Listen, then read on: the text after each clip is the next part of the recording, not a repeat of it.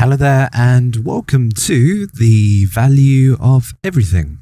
So this one is going to be about a topic I did recently with another podcast episode about questions for Donald Trump. Now, one of the questions that I asked, it's not like Donald Trump was answering any of the questions, but one of the questions that I asked was that how would he manage the situation with China? And there's a certain amount of specific scenarios which will potentially play out in the future.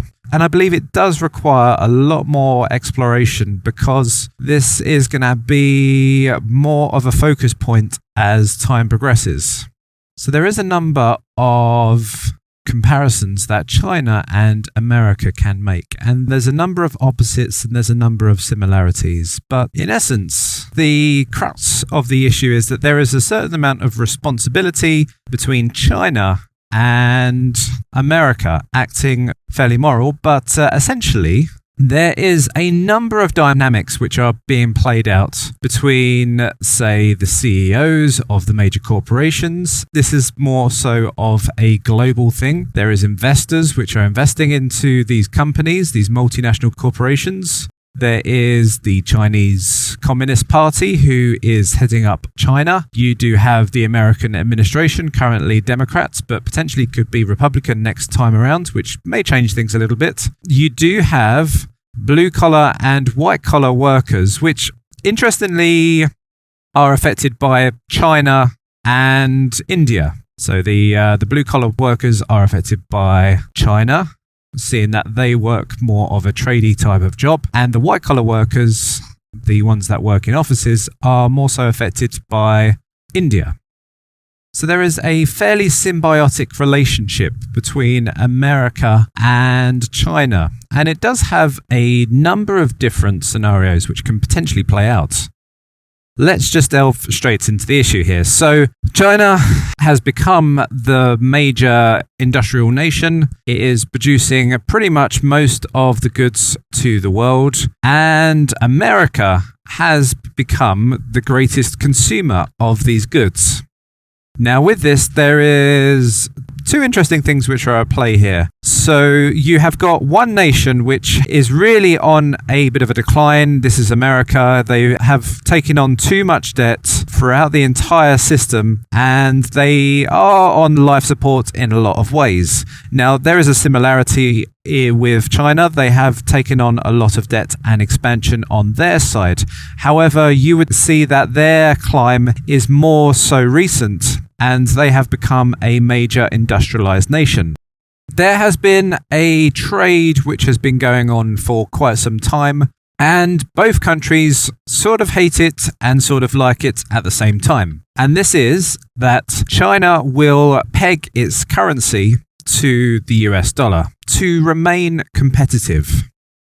However, this has enabled, say, the companies to outsource a lot of the factories and the labor force, which is quite a high expense for most companies, out to China. This has, in essence, enabled the labor force to all be employed and to earn money, which is fantastic for China. This also enables China to increase its trade deficit. So therefore, the country's income will increase in comparison to expenditure. Now, the question you may ask is, how does China do that? And essentially, they acquire US dollars by purchasing US government debt. And this enables the Chinese yuan to remain artificially low in comparison to the US dollar. Now, at this point, you may be thinking, well, what is the major benefit for America? Now, the benefit from America's perspective is that they are getting somebody who is purchasing their bonds. So therefore, they can credit expand their system. Also, it gives more viability into the US dollar. And essentially, as US dollar is a fiat currency, it's not really backed by much other than, say, currencies have to transfer their money into US dollars to trade oil, which is the petrodollar. there isn't much backing this American system other than the viability of people purchasing its debt based on the ability that the US government will have to tax its citizens from now until the future. So you can go down a long list at this point now to say that there is a number of things which are happening in this transaction, which is kind of interesting. So there is goods in the moment. So America is acquiring a lot of goods, maybe good, maybe bad, maybe pointless, maybe quite useful in the moment. And China is improving its ability to produce these goods. So it's tooling factories. And this does have a great potential for the future because essentially China can recalibrate its market to not be so dependent on America's economy, but on its domestic economy, and therefore become the new America of the future. So there is this other transaction which is occurring. We have the CEOs of companies and investors profiting from this transaction. They are finding some very cheap competitive workers to lower the costs to the company. This is a fairly globalized thing which is occurring here because neither the investor or the CEO could be of that nation. So it is really one of the globalized, maybe you could go down the lines of saying elitist phenomenon which is occurring here. So they are doing fairly well at the expense of the workers, and particularly the blue and white collar workers in America.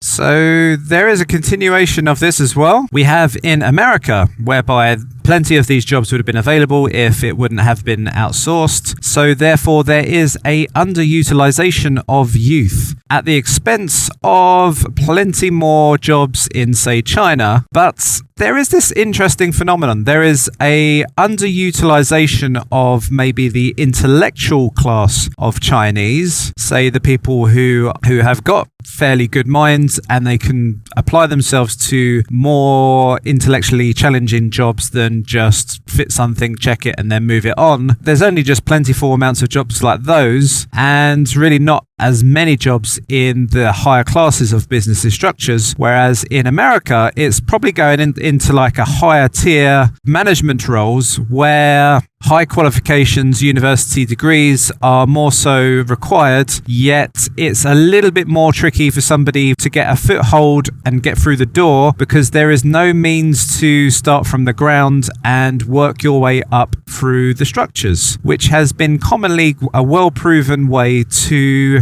know the full organization, how it's structured and how it works. So you get a full holistic view of a company, its challenges and its advantages. There's an issue of quality of living as well. So say if you're in America and you have a job, then your quality of living is probably quite okay. You can grab a lot of goods for quite discounted rates, particularly because of the low labor force and the ability for companies to provide you with those goods for cheap rates, for cheap prices. However, if you are on the other side of the scale and you are unemployed, then you will have a increasingly difficult situation to play out, even when all of the goods are so discounted. Now, on the quality living scale of China, the situation there is that there is a push down of the quality of goods because essentially you are really more focused upon goods which are able to be supplied within the domestic economy rather than the external economy. Which means that if we go back to the wealth of nations, this is a little bit of an issue because you are not in a fair transaction. There is not a free market in place whereby you are trading your best goods for the other nation's best goods. And therefore, essentially, China starts to create a economy which is not quite as competitive as the international market because there is a certain kind of tariff which is being played out with its weakened currency. And say you have a citizen in China, they want to get the best equipment to do what they want to do. They have to potentially purchase domestically, and this may not be the best products for them, and that does hamper the quality of what they can produce themselves, be it entertainment or be it for some kind of productive means. So let's say this Donald Trump scenario plays out. This is a very complicated situation to play, and I do question whether this is a very black and white situation in itself. So at the point in which the US government does impose tariffs on China, China does have the option, and this is a very big explosive option, but they do have it, to dump US bonds back into the market as a consequence of that. Now, if both of these nations are in the grips of imposing tariffs and dumping bonds, you have two issues playing out in both economies at this point. Now, from China's perspective, they would find that their currency would astronomically rise in comparison because they no longer have the ability to peg against the US dollar. However, they potentially could look at a basket of goods outside of America and try and level themselves against those by purchasing bonds of these other countries. However, let's just play out the scenario that China is free-floating their currency and they have dumped their bonds. This, again, does distort the global economy because things have become more expensive to produce in China in comparison to America. Now, this is a very interesting scenario because also Donald Trump has said that he wants to bring back the factories to the US. So at this point, the costs of goods become very expensive for people who have got trading ties with China. This is a kind of interesting play out because there is a dependency in a lot of economies to have very cheap goods from China itself. So if they do switch the switch and they do appreciate their currency, then that does create problems for a lot of nations because essentially they have outsourced their factories to China, pretty much dismantled and left their factories lying to waste. They're really not going to have quite so much the opportunity to turn that around and rebuild the industrial sector to calibrate this rise in the yuan. Globally, in an interesting sense, if China does dump the bonds, there is a inflationary situation which is occurring. However, there is opportunities in the industrial sector at this point as well. Now, this is not all over at this point. The Chinese economy becomes very interesting in the sense that it does have the ability to purchase more things from abroad at this point. So the globalized economy has this interesting effect whereby Chinese demand increases quite rapidly. But there is this one overhanging issue in terms of the Chinese economy is that it has overspeculated in a lot of market, taken on debt amongst the corporate sector and also within the real estate sector.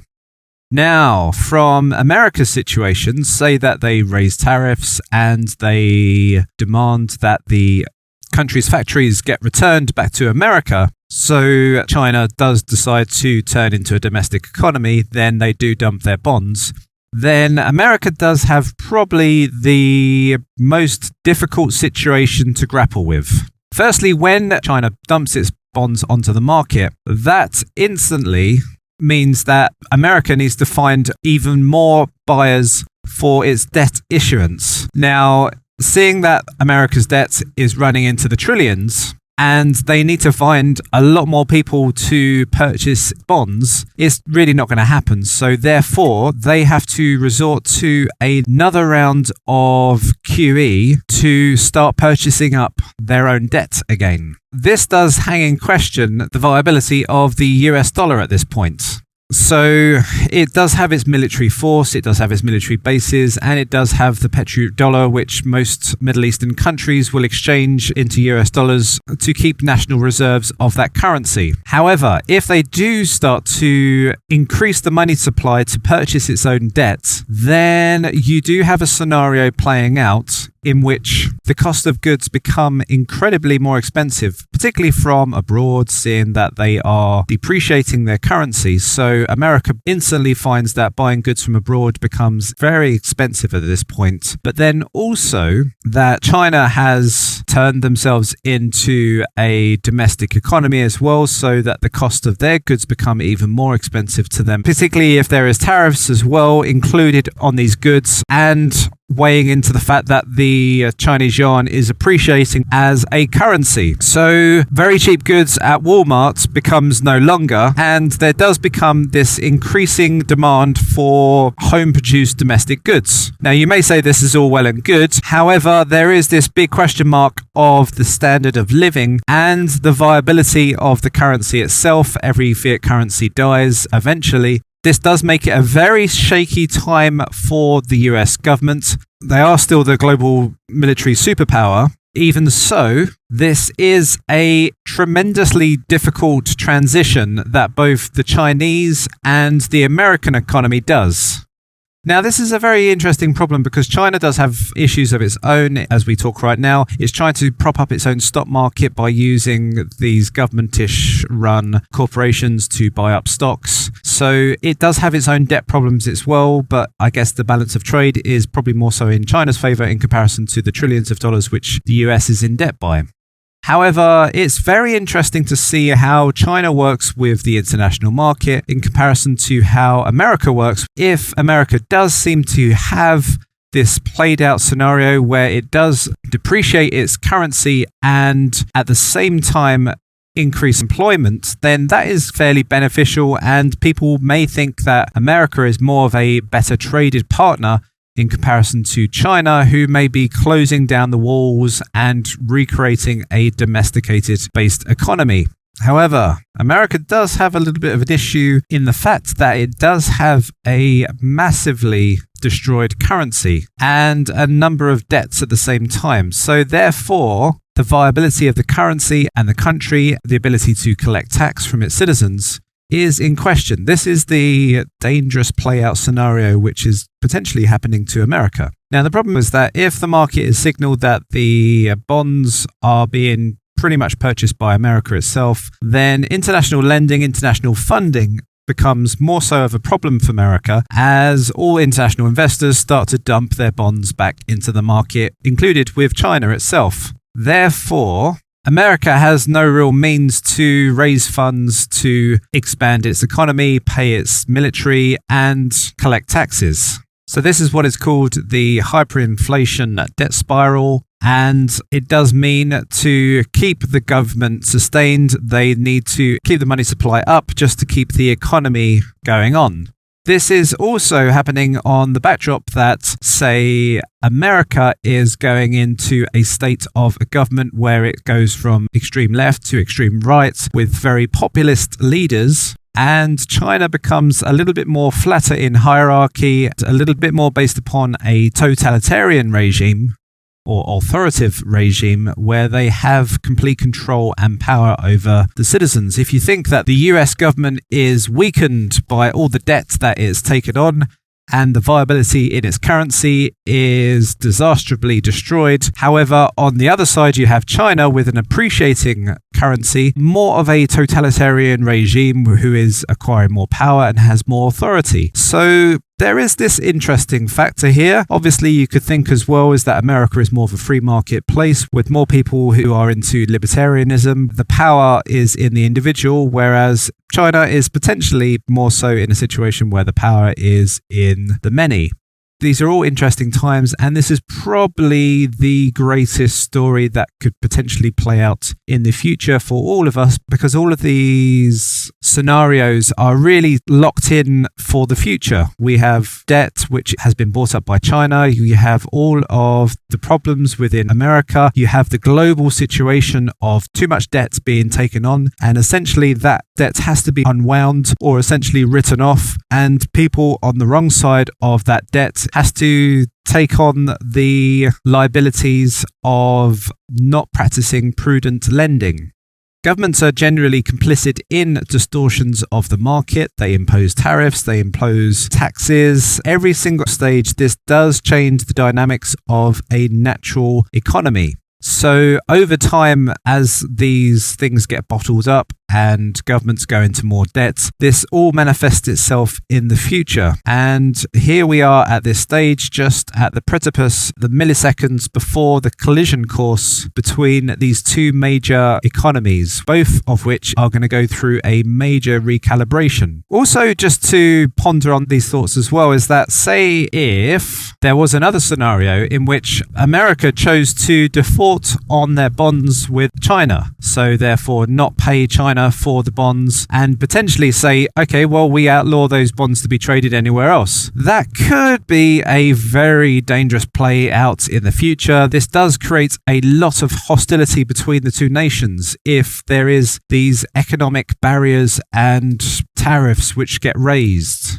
Essentially, from both sides, the people really would prefer just to get on by and not have all this trouble going on in their lives. However, the government regimes have created this mess and they will continue to prolong this mess as well. Probably the most riskiest way is war itself. So that is the biggest danger. It's all well and good losing a few meals and going to the soup kitchen every once in a while. But for us to become all nuclear shadows because politicians can't be prudent with their economies does seem to be quite a saddening story for humanity itself. However, there is always these glimmers of hope out there in the horizon. There is communication and knowledge which is being spread far and wide, more so than ever before. Alternative means to exchange value in terms of blockchain technology. So one of the interesting times, particularly more so would be for America, but this also could play out for China on a global level as well, is that the populace or the citizens could disconnect from these warmongering nations. The citizens can really choose the right way and the governments can choose their direction. So the politicians will become forgotten and the citizens become enlightened. So, thank you very much for your time. If you have found this of interest, please share and subscribe, and I shall be back again for more.